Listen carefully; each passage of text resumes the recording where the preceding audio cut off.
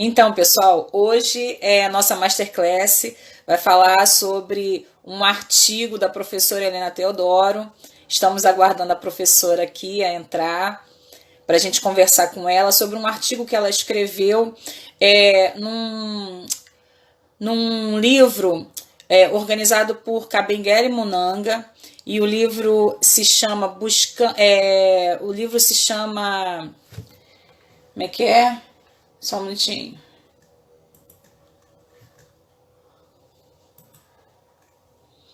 Queria que a professora Helena já estivesse aqui com a gente.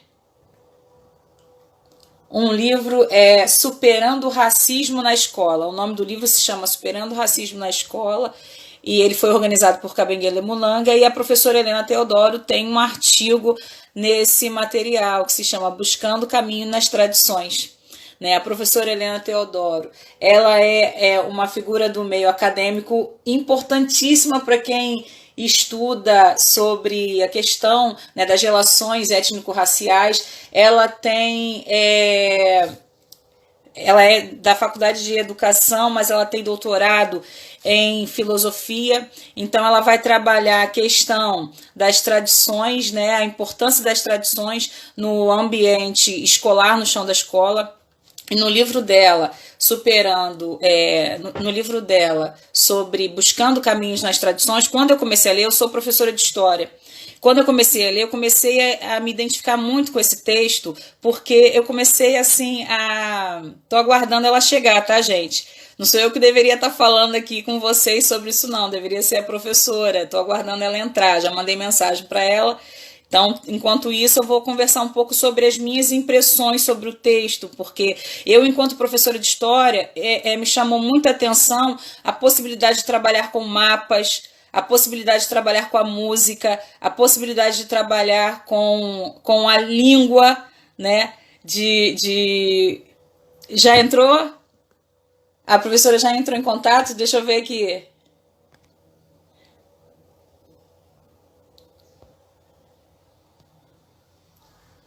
Já vai entrar? Ah, que bom. Então vamos aguardar um pouquinho que ela já está entrando. Então, assim, eu achei muito interessante, porque a possibilidade de trabalhar com a questão do mapa, mostrando a localização dos povos iorubás, né, dos povos nagôs, dos povos bantos e dos minas ou jejes. Eu achei muito interessante promover essa possibilidade de relacionar mapa, língua, tradições, música, né? Falar sobre, por exemplo, quando a gente pega um dicionário, né? Ela fala isso no texto dela, no artigo dela, quando a gente pega um dicionário e a gente vê, por exemplo, uma sigla Brás, ponto, seria os brasileirismos, e aí por trás daquilo ali nós temos então uma língua de origem banto. Principalmente os bantos deixaram para a gente uma contribuição importantíssima na nossa maneira de se comunicar, na nossa linguagem,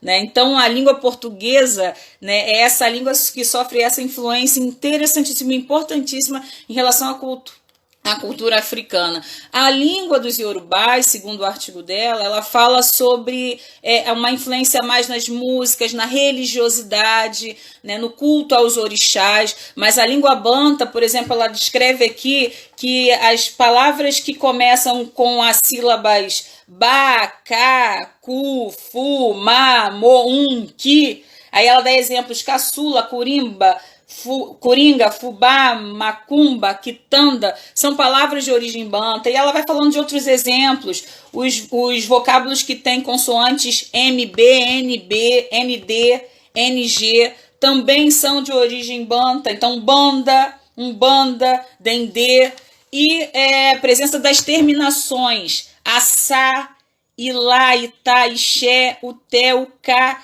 também macaca, catita, machixe, são... Você precisa do contato da professora para explicar o acesso, Lucimar? Ela tem que entrar pelo Instagram e procurar Afrodiálogos. O povo quer ouvir ela falar. O povo está querendo ouvir a professora Helena, não a professora Lavigne.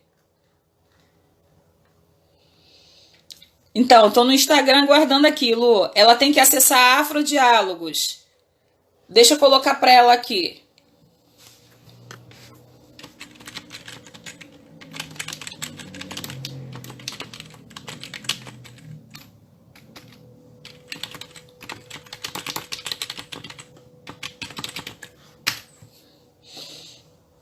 Mandei para ela. Ela tem que entrar no Instagram. E aí ela vai em procurar e vai para e procurar Afrodiálogos. Aí ela vai acessar lá em cima no íconezinho da Afrodiálogos que está dizendo assim: Afrodiálogos está fazendo uma live ao vivo. E aí eu vou solicitar a entrada dela.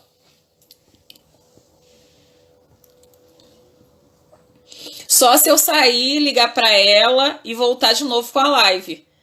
O que você acha, Lu? A gente ainda tem poucos espectadores, mas os nossos espectadores voltam com a gente.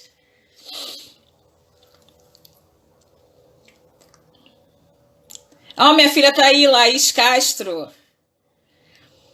Bom, eu vou aguardar só mais um pouquinho. Se a gente tiver, já vai rolar, tá?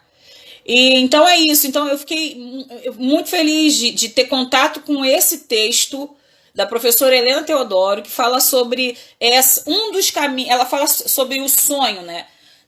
Ela fala que existem vários caminhos para você trilhar seu sonho. E um dos caminhos ela fala que é buscar justamente esse sonho através da busca das tradições africanas e afro-brasileiras. Ah, a professora chegou!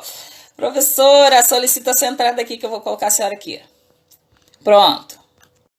Então, justamente isso, ela já está chegando aqui. Então, é justamente isso, pensar que um dos sonhos para uma educação mais democrática seria esse sonho aí de utilizar, né, uma pluralidade de visões de mundo, uma pluralidade de valores no ambiente escolar, e você tornaria, de fato, essa educação, né, mais democrática, mais acessível a vários grupos, né? Então, assim, comentar em sala de aula sobre a posição geográfica desses grupos africanos, mostrar o quanto de contribuições esses grupos africanos trouxeram para a gente na sua língua, da sua maneira de enxergar o sagrado, na sua forma de se organizarem em sociedade, né, na maneira de como trabalham. Isso tudo é importante apresentar no espaço escolar, né? E ela fala muito da música, né? E teve um fly que a gente colocou aí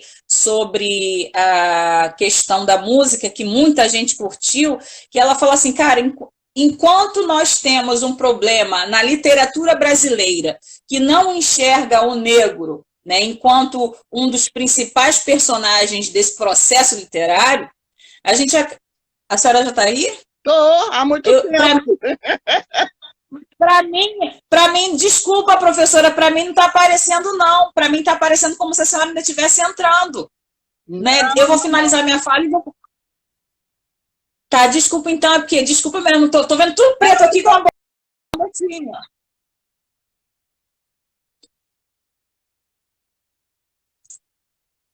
Ó, ela vai voltar aqui. Isso é ao vivo, acontece isso mesmo, gente. Então, assim, falar dessa literatura, né, que é uma literatura canônica. Ó, vou visualizar ela aqui. Que é uma literatura canônica que exclui personagens negros desse processo literário, né? Então, assim... Ai, professora, que chique! Agora eu tô vendo a senhora! Eu tô vendo a menina, ela disse, não, a Lucy Marta ali esperando. Aí eu fui procurar, aí saí do ato de aula, fui procurar a Lucy Marta. Aí tem um monte de professora, tô ansiosa aqui querendo ouvir, saber cada vez. A senhora sabe que a senhora é um diferencial para as professoras negras. Ai, professora, mas ó, professora, o ao vivo é assim mesmo, professora. O ao vivo é assim mesmo. Ô, professora, deixa eu te falar, a senhora sabe que a senhora é um ícone para professoras negras, como eu, né? A senhora sabe disso, o quanto que eu respeito o seu trabalho, o quanto que eu respeito as suas pesquisas, e o compartilhamento, né, dos seus conhecimentos e pesquisas nos artigos. Então, assim, é importante fazer esse compartilhamento aqui em lives, para que cada vez mais... A senhora não sabe quantas pessoas curtiram os flyers que a gente ia postando de divulgação dessa live, e o quanto que as pessoas falavam assim... O fly para mim, bandida, manda pelo WhatsApp que eu vou postar no... Ai, meu Deus, tô levando bronca em público! Tô levando bronca, ai, meu Deus, tô levando bronca em público. Não, mas então, olha só, a gente faz outra live e tudo que eu postar na Afrodiálogos eu encaminho para a senhora. Então, eu estava dizendo da importância desse seu artigo, que está nesse livro organizado por Kabengele Mulanga, que é... Não é Buscando Caminhos na Tradição? Isso, que está no livro Superando o Racismo na Escola, que o Kabengele Mulanga, ele organizou, né? Então, eu estava falando aqui, vou dar a palavra já à senhora aqui, estava falando da importância do seu trabalho. Entrou uma mensagem. Tá certo, tá tudo certo, professor, tá tudo certo. Então, eu estava dizendo aqui que a importância desse seu artigo para não só professores, mas eu falo do meu lugar de professora, né, e professora de história, essa mulher negra que quer propagar e divulgar esse conhecimento para os meus alunos negros e brancos também, mas principalmente os negros, para que eles possam ter instrumento de fala, para que eles possam ter essa consciência no pensamento sobre como foi importante a contribuição desses seus antepassados, né, dos africanos aqui no Brasil. E a senhora fala dos bantus, a senhora fala dos minas, a senhora fala dos nagôs, da importância da linguagem deles, a senhora fala da importância da música. E eu estava falando disso quando a senhora estava entrando. Né? Eu ouvi você falando também. O quanto a nossa literatura, né, que é uma literatura maciçamente promovida por literários brancos, homens brancos, e que não colocam muitos personagens negros em cena, né, e protagonizando, né, e a gente tem... Exato, mas e a gente tem... eu queria pedir a você para falar para os professores para procurarem na biblioteca de suas escolas, porque o livro Superando o Racismo na Escola foi feito pelo MEC e distribuído para todas as redes do Brasil inteiro. Tem contribuições interessantíssimas ali, tem a Petronilha, tem um monte de gente. Muito importante a experiência do Ileaie. Olha, tem coisas muito boas para ajudar o professor a desenvolver um trabalho em classe. Né? E eu te agradeço muito o fato de eu poder falar um pouco dessa preocupação. Eu fiz até um artigo com o Babalaô, doutor Ivani dos Santos, sobre educação, teologia do axé, que seria uma pedagogia pautada nos nossos aspectos de cultura brasileira. Mas vamos que vamos, meu amor. Eu vi as suas perguntinhas. Tá. Então, aqui, a primeira pergunta é essa, né?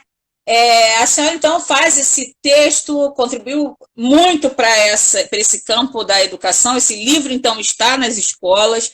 Importante que todo gestor escolar deixe esse livro com acesso, porque às vezes o livro fica lá guardado dentro de um armário fechado, o professor nem tem acesso ao livro. Isso já aconteceu. Nem do conhecimento dele. Nem faz conhecimento.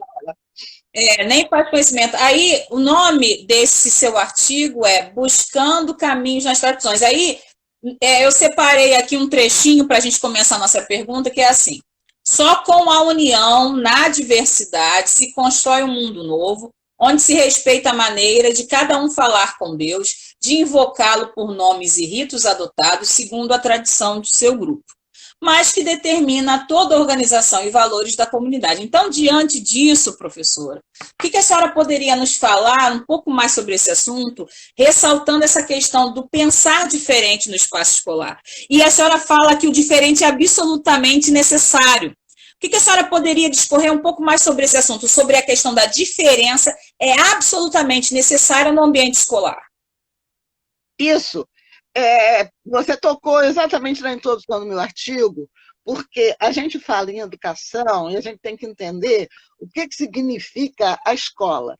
Quer dizer, na escola, o que se passa para os elementos que compõem uma nação são as tradições culturais do povo que a formam. Então, qual a grande dificuldade que nós temos nas nossas escolas? É que o projeto de nação brasileira excluiu negros e índios da sua formação. Quando, na verdade, quando Cabral chega aqui, os índios já estavam há mais de 2000 anos aqui. Quando eles trazem os afrodescendentes para cá, os africanos, que geram os afrodescendentes, os países africanos já tinham mais de 10.000 anos de história. Então, na verdade, o que a gente faz para transformar o Brasil numa nação? É levar todo o seu povo em consideração e é levar a diversidade dessa formação. Então, a gente tem um Brasil que tem elementos da Europa. Então, Portugal vem, traz junto Espanha em função da união das coroas, a gente tem a invasão francesa, a gente tem a invasão holandesa, a gente tem depois a contribuição dos imigrantes italianos, japoneses, chineses, suecos, finlandeses, enfim. O Brasil é um verdadeiro caldeirão cultural.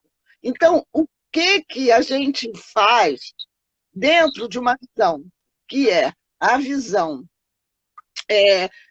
da comunidade africana, que é lidar com a diversidade? O que representam os orixás? Representam que o saco de poderes foi solto por Olorum no espaço, e ele diz para os seus ministros, cada um segue o seu naco de poder. Então, a relação dos orixás, que representam ar, água, terra e fogo, os elementos básicos que constituem a vida, não tem um poder centralizado. Todos são importantes, apesar de diversos. Então, quando a gente trata de uma pedagogia que se paute na tradição negro-africana, a gente tem que ter uma visão que seja a africanidade, com essa visão de união na diversidade. E essa diversidade é absolutamente necessária, porque não existe um ser humano que seja igual ao outro. Então, se a humanidade é basicamente diversa pelas peculiaridades de cada um, o que nos une? O que faz com que todos sejamos iguais é exatamente porque todos somos diferentes. E o que enriquece cada um é o convívio com a diferença do outro, que faz com que a gente amplie os nossos horizontes. Então, dentro da posição do que seja educação, se educar é transmitir a herança cultural dos ancestrais para os que estão aqui, na medida em que o Brasil foi constituído basicamente. Veja bem, na época da abolição, nós éramos 75% da população. Os portugueses chegaram em número bem pequeno. Já encontraram 2 milhões de índios que eles dizimaram. Hoje temos 200 mil. Mas eles trouxeram, pelo Castro Malongo, mais de 7 milhões de africanos escravizados. E aí, como vem esse grupo? Vem em função das guerras religiosas no continente africano. Mas eles não são trazidos aleatoriamente. Eles são trazidos de lugares que contêm um know-how tecnológico que vai fazer a construção do Brasil. Então, se eu vou estudar a história do Brasil, eu tenho que verificar quem traz o processo de agricultura. E a gente vê na televisão, né, Lavínia? Agro é isso, agro é aquilo, agro é tech. E ninguém diz que agro é África. Porque os que vieram primeiro com Pedro Álvares Cabral são os angolanos e congoleses, que estavam em luta com Portugal. E eles têm todo o domínio da agricultura. São eles que fazem os primeiros ciclos econômicos do Brasil.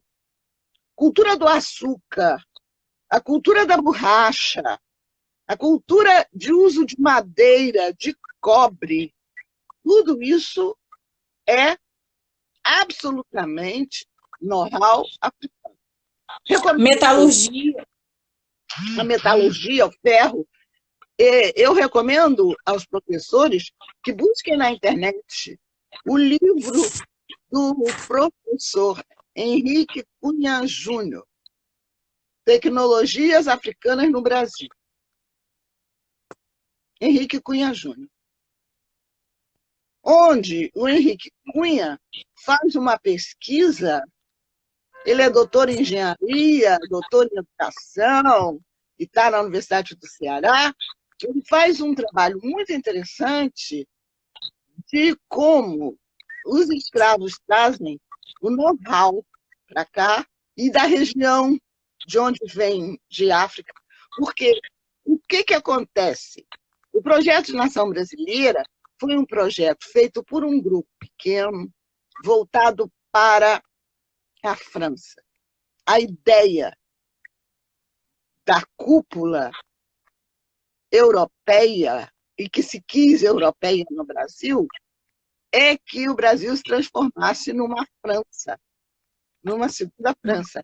Então, você pode ver a influência da arquitetura francesa, a influência de todos os elementos na vida brasileira, na moda brasileira. Nós comemos a francesa, nos vestimos a francesa, copiamos alguns hábitos dos ingleses, como futebol, chá da tarde. Tem um microfone aberto para mim, Lavi, que está dando essa microfonia. Oi. Não, acho que é só o meu só, pode ir. Eu vou desligar aqui o meu computador aqui. Pronto. Eu estou até desligando o computador também, porque estava no Zap. Mas, viu? Então, o que acontece? Gilberto Freire consegue fazer, e a escola baiana, para justificar o processo de escravidão, a assunção de uma série de teorias inventadas, de falsas teorias, sobre a comunidade negra, que vai influenciar a postura, vamos dizer assim, em relação ao negro, ao amarelo, né? Em todo mundo. Então, a diminuição de índios, chineses, japoneses, africanos, vai ser alguma coisa que justifica o domínio da Europa em relação ao continente americano e ao continente africano e asiático. Esse é um jogo puramente político e econômico. E essas falsas teorias, Lombroso, dizendo que o negro é criminoso nato, é tão forte que até hoje, se você vem andando pela rua no Brasil, à noite, você é negro, se vê algum casal branco ou algum elemento branco, muda de calçada, porque negro passou a ser mostrado pela mídia, nas escolas, em todos os lugares, como um elemento do perigo, como o demônio, como o criminoso, como o assaltante. Então, essa construção, inclusive, vai fazer com que nas escolas se estude o negro como escravo e não se coloque nunca como o escravizado. Certo? E a contribuição. Então, quando você fala assim, o escravo, você não fala o negro escravizado. Exatamente. Eu tenho muito cuidado para falar isso. Eu falo assim, quando o negro foi trazido e foi escravizado, porque parece que é sinônimo. Parece que escravidão é sinônimo de negro. E a gente não fala das contribuições, só fala dessa questão da resistência dele. Ninguém pensa. Exatamente e a isso. Resistência, aí a resistência fica parecendo rebeldia sem causa. Exatamente. E uma coisa muito importante é que, na escola, a gente não toma conhecimento de que 5 países africanos contribuíram para a população negra no Brasil. E aí as pessoas dizem, não, porque os negros não se entendem, porque brigam, porque fazem como acontece, como se a Europa não brigassem entre si, como se a invenção da guerra não fosse alguma coisa europeia. Porque o que faz com que o grupo europeu domine os africanos, domine os asiáticos e, vamos dizer assim, consiga tirar os povos originários de América é exatamente o desenvolvimento de matar que a Europa tem. A gente vê que na Europa não tinha nada, a gente está passando um momento de pandemia e que era comum na Europa. E os europeus não usavam condimentos, os condimentos vêm de África e de Índia, tanto que o tráfico de especiarias vai ser um grande elemento enriquecedor para portugueses e espanhóis. Se você for, eu pelo menos, quando passei um tempo estudando na Alemanha e outro na Inglaterra, nossa, se você come uma comida típica de lá, ela não tem graça nenhuma. É basicamente batata, peixe, legume, sem sal, sem condimento, sem coisa nenhuma. Quem vai entrar com os condimentos, que é o processo de transformar natureza morta, são os animais abatidos, os frutos das árvores, as raízes, as plantas, e fazer disso um sabor novo, dando vida ao que está morto, que é cozinhar, é a comunidade africana, é a comunidade indiana, são os chineses, os japoneses, os africanos que vão fazer isso. Mas, voltando, ninguém estuda na escola que, a partir do século XVI, quando começaram a chegar os africanos, e os primeiros que vêm são do grupo linguístico banto, que vai pegar o pessoal de Angola, do Congo, e, basicamente, da Costa do Marfim. Você tem, depois, no século XVI, no século XVI e inicial, no século XVII, a chegada dos elementos que são provenientes do Benin, que é o pessoal Jeje, que chega do Nordeste. Só no final do século XVIII é que chega o pessoal da Nigéria, do Império Yorubá, Nagô, e que tinha uma estruturação maior de organização política e toda a organização jurídica e filosófica de ter um império que era o Império Nagô, o Império Yorubá. O grande sonho da rainha Nzinga de Angola, já no século XVII, final do século XVI e início do século XVII, é exatamente transformar a região de Angola, junto com o Congo, no Império do Nidongo, no molde do Império de Oió. O desenvolvimento tecnológico estava exatamente nos africanos. Quando o pessoal do Congo vem para cá e vai para Minas Gerais, eles são levados para lá porque eles têm a tecnologia de trabalhar com os diamantes, com as pedras preciosas, que a gente vê até hoje, como a África é o grande berço, hoje a grande produção em Angola e no Congo, se a gente vê o filme Diamantes, aquele filme Diamante de Sangue. A gente vê exatamente como o domínio do Congo e a Bélgica vai ficar no Congo belga muito tempo em função da exploração de pedras preciosas. Angola, até hoje, sobrevive muito de seus diamantes. Existe todo um processo que a gente não conhece. E vejam bem, se hoje, com todo o processo de extermínio que foi dado para a comunidade afrodescendente aqui, nós somos 57% da população, somos o segundo país de... Você está me ouvindo? Porque sumiu a minha imagem aqui, tá? Somos o segundo país de população negra do mundo. Só tem mais negro num país do que no Brasil, na Nigéria.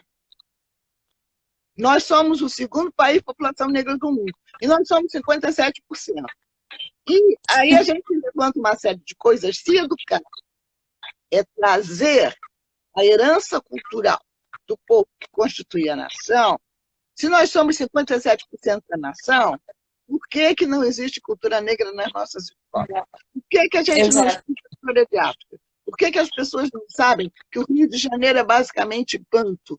E que o grupo que veio da Bahia, no final do século XIX, entra para cá no século XX, que vai criar o samba carioca, é a junção de duas culturas africanas, que é o samba de roda da Bahia, que vem com os nigerianos, com o grupo iorubá, com o jongo, que é o culto de ancestralidade africana dos angolanos.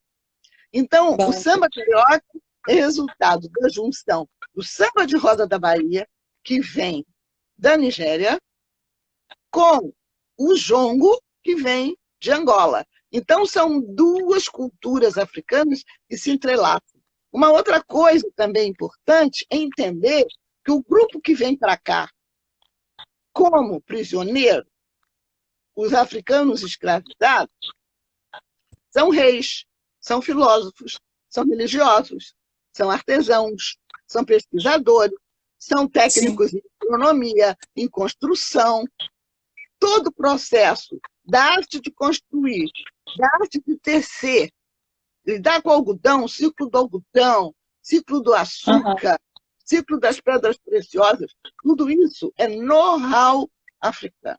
Uma vez dando palestra lá na FATEC, para os alunos do primeiro grau, do último período, e quando eu disse para eles essa história do know-how africano, um aluno perguntou: ué, professora, mas não eram os portugueses que ensinavam os escravos a trabalhar? Eu digo: de jeito nenhum.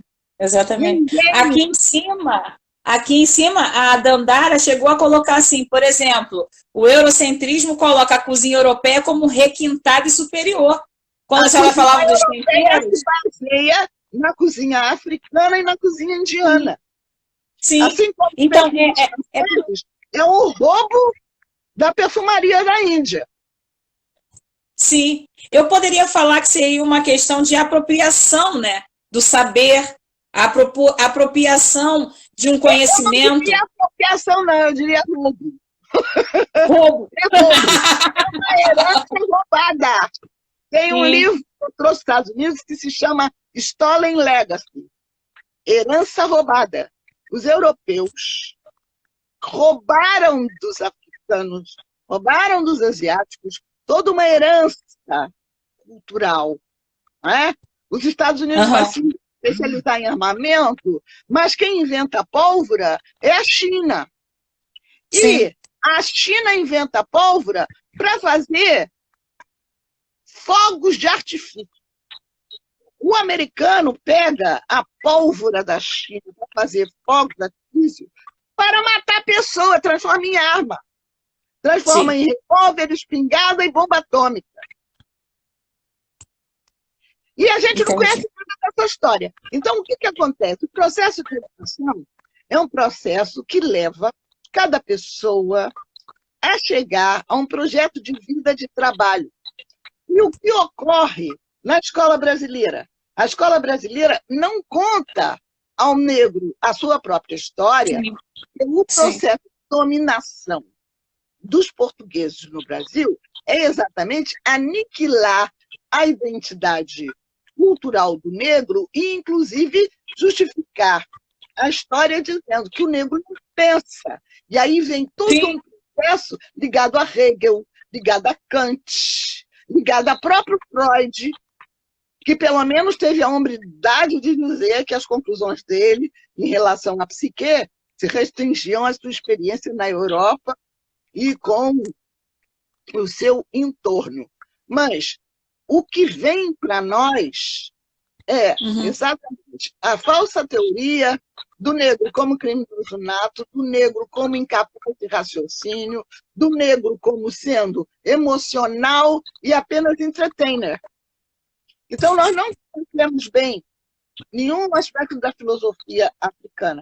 A minha tese de doutorado foi exatamente pegando o ideal de pessoa no mundo judaico-cristão e numa comunidade nagô, pegando a filosofia iorubá e verificando o que pretendia uma comunidade nagô para formar uma pessoa, comparando com os elementos da escola fenomenológica, com Freud, com todos os elementos que o mundo judaico-cristão propõe com a formação de uma pessoa. Porque as pessoas esquecem que a escola, a educação, é uma forma de se chegar à formação de uma pessoa. Que tipo de cidadão eu desejo para o meu país?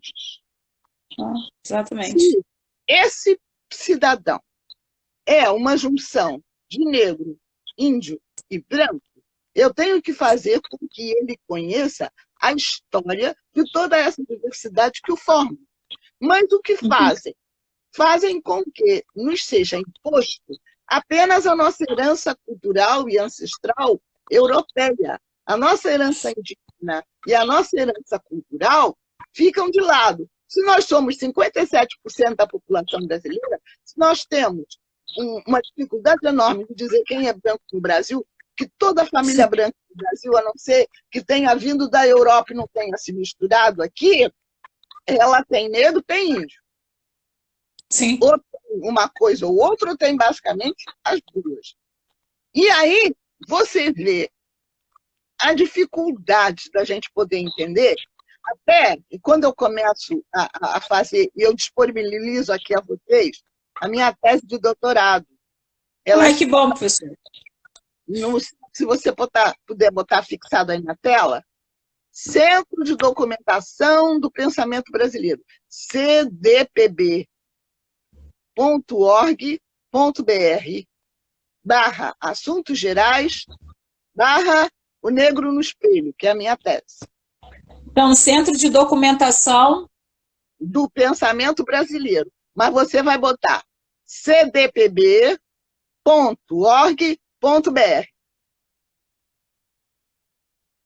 Espera aí, cdpb.org.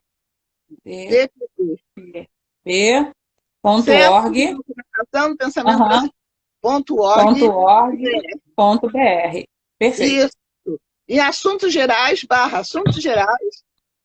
Você entra no CDPB, aí vai procurar assuntos gerais. E a tese, O Negro no Espelho. Está lá, junto com o Silvio Romero e outros mais. Ai, que chique. É uma gratificação grande, porque o Antônio Paim, que foi um dos meus orientadores no doutorado, ele disse que a minha tese era um passo muito grande na aceitação filosófica do pensamento filosófico negro-africano no Brasil. Tanto que, quando eu fui a primeira mulher negra a terminar o doutorado, em 1985, a minha tese teve apoio e uma necessidade de publicação. Mas eu só consegui publicar a minha tese, uma parte no Mito e Espiritualidade de Mulheres Negras, sobre o aspecto da formação da mulher, em 96. Mas a minha tese pega o aspecto da mulher e do homem. E do homem eu peguei o Martinho da Vila, que para mim era o homem negro com todas as características básicas, ligação com comunidade, com família, com filho, com trabalho, com literatura, com poesia, e que reunia toda uma visão do que o Muniz Nodera fala no seu Pensar Nagô, que é a visão de mundo africana, é o aspecto da africanidade. E eu só consegui publicar o aspecto relacionado ao homem negro em 2018, em dezembro, que foi o livro do Martinho da Vila, Reflexos no Espelho, que é um aprofundamento da minha tese. Entendeu? Perfeito. Aqui, Entendi. Professor, então, diante disso tudo que a senhora está trazendo para a gente de conhecimento, e assim, eu estou cada vez mais me apaixonando mais pela sua fala, a senhora poderia. A gente sabe que houve essa questão de apropriação, de silenciamento, tentativa de apagamento, mas houve a resistência. E aí, através da linguagem, através da música, o que a senhora poderia discorrer aqui na sua fala, né?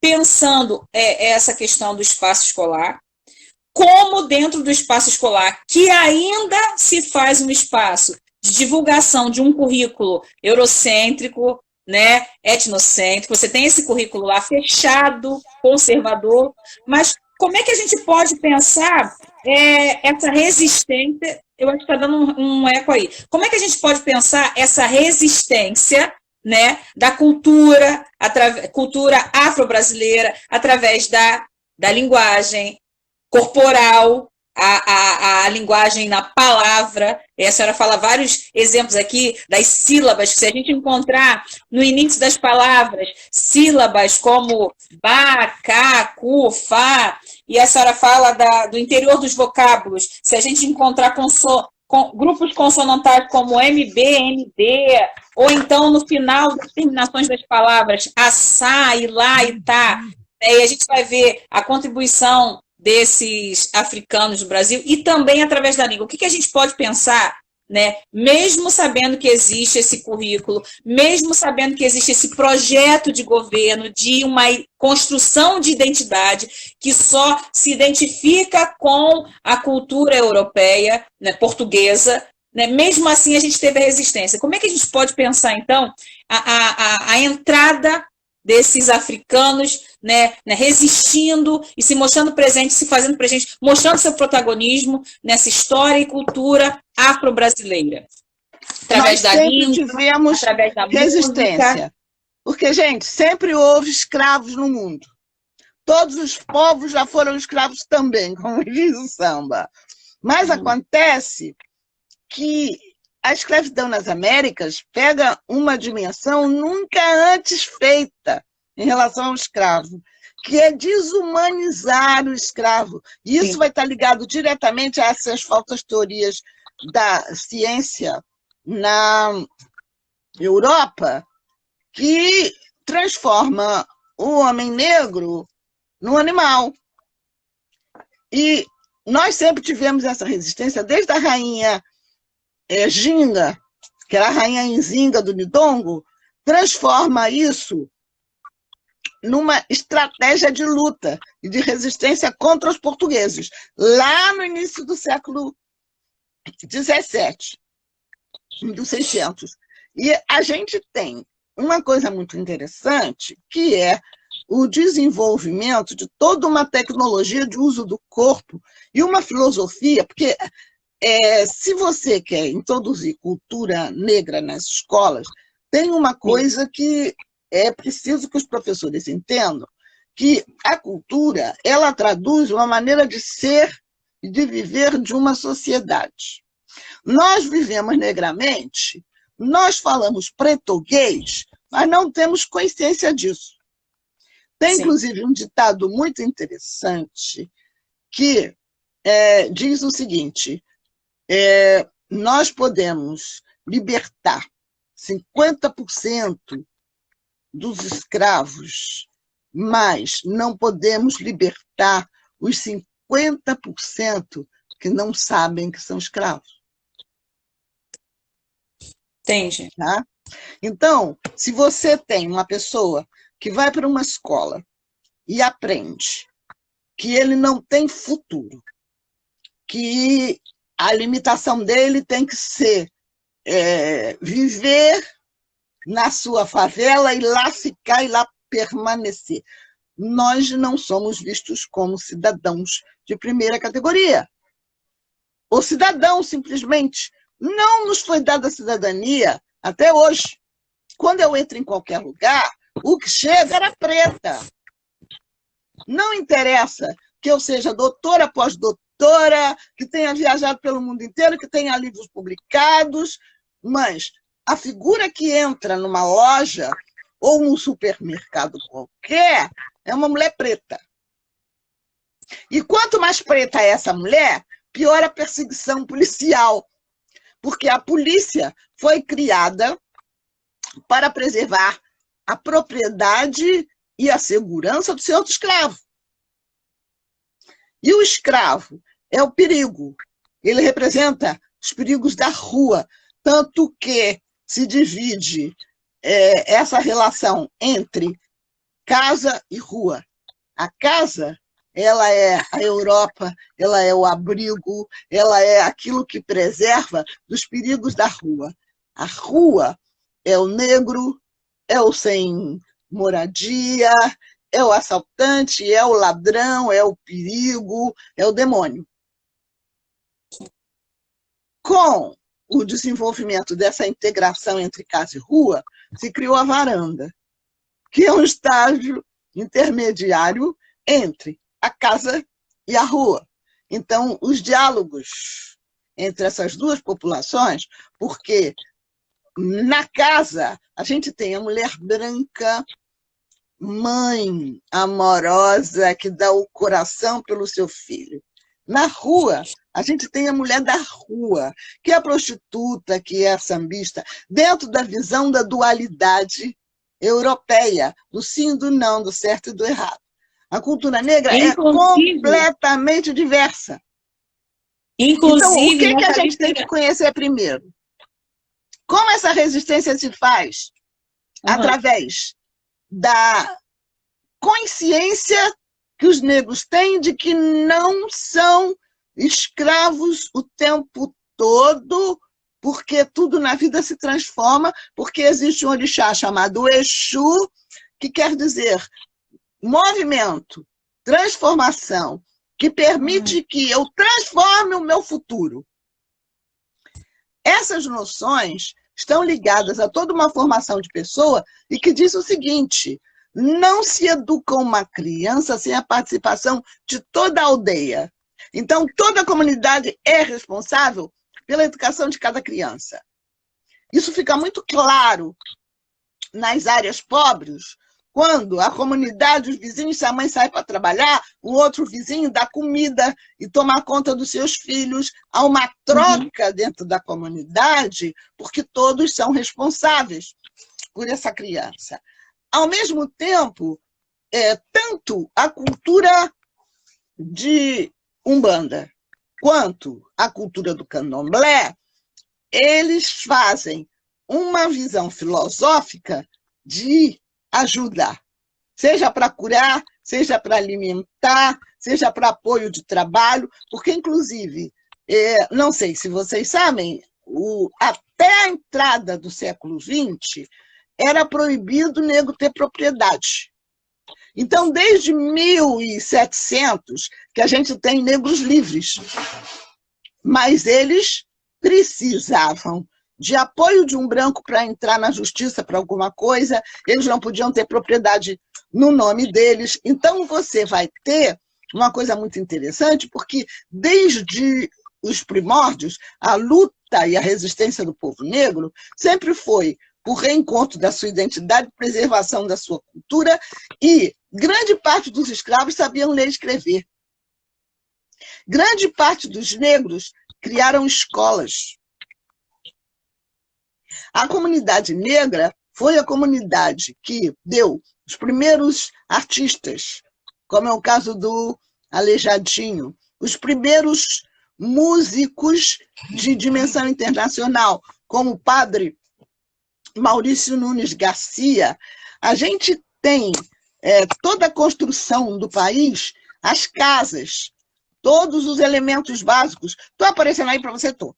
Todos os elementos básicos da vida brasileira foi criada pela comunidade afrodescendente. Esse país é nosso, por direito, porque quem gera toda a economia do país somos nós, quem trabalha o tempo inteiro somos nós, e no momento em que a gente chega em 1888, quando o Brasil tem um capital de Estado muito bom, tem desenvolvimento na tecelagem, na luteria, na arte com pedra-sabão, com pintura dos irmãos Timóteo Sim. da Costa, e até na projeção internacional, quando você entra no início do século XX, um dos maiores arquitetos do mundo são os irmãos Rebouças.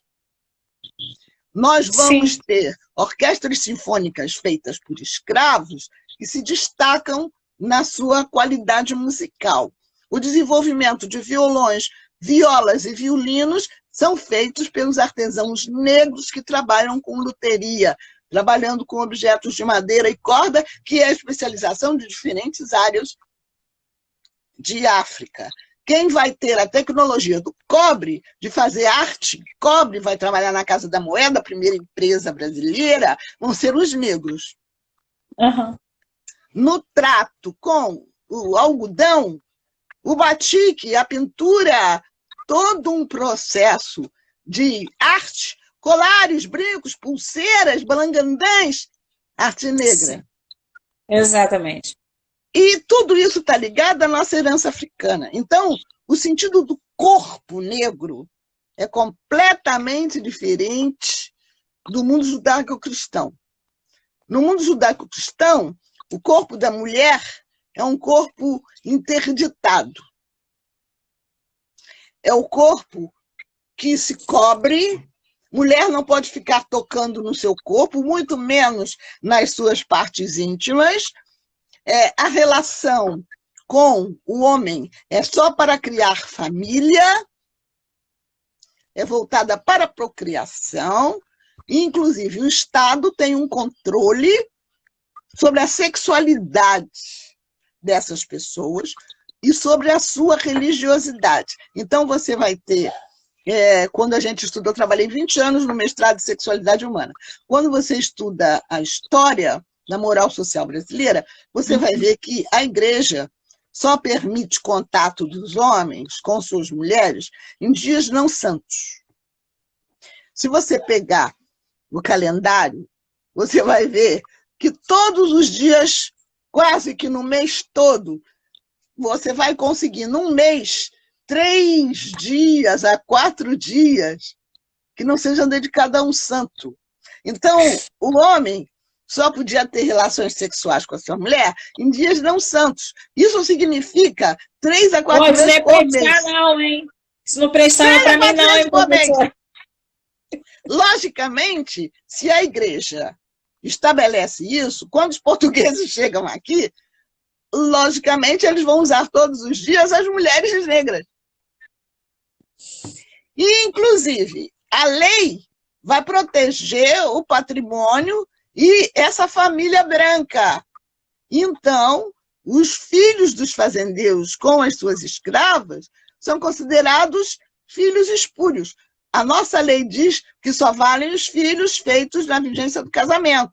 Só quando Augusto Frederico Schmidt tem um caso muito sério com uma mulher famosa da sociedade brasileira, né, com a Pagu, e ele quer reconhecer a filha dele com a Pagu, é que ele consegue fazer com que uma lei dê direito aos filhos espúrios a receber a herança de seu pai. Então, ele beneficia todos os filhos pardos, considerados pardos, os bastardos, filhos de brancos com negros no Brasil, que são chamados de filhos espúrios. Então, você vê... Fale. Como é que está o seu horário aqui? Porque a gente está quase finalizando a live só pode durar 1 hora. A gente já está aqui há 4 minutos para finalizar. Caramba, eu não sei se eu a gente não pode voltar? Falta tanta coisa. Pode! Então, por isso que eu estou te perguntando sobre o seu horário, porque aí eu podia encerrar e voltava, a senhora de novo voltava. A minha manhã é sua, meu amor. O almoço já está pronto. Então, olha só, pessoal. Ontem à noite. Costelinhas ao forno, maionese, arrozinho, feijãozinho. Tá tudo prontinho, não tem problema. Então tá bom. Olha, eu vou fazer plenamente atendidos. Ainda tenho água aqui do meu ladinho. Então tá, eu vou fazer o seguinte. Eu vou encerrar agora para a gente não perder, porque eu queria muito deixar essa memória dessa live lá no nosso Instagram, para todo mundo que não pôde assistir desde o início, ou que não Tá, assistiu eu hoje queria para que você assistir. mandasse para mim também. Você manda. Tá, eu vou Tá? E compartilhar. olha só, uma coisa que eu quero falar quando voltar é sobre como se vê na nossa tradição o corpo da mulher. Ótimo. Então, estou encerrando agora e estou voltando, tá bom? Até já, meu bem. Beijo! Daqui a Beijo. pouquinho. Daqui a pouquinho, não.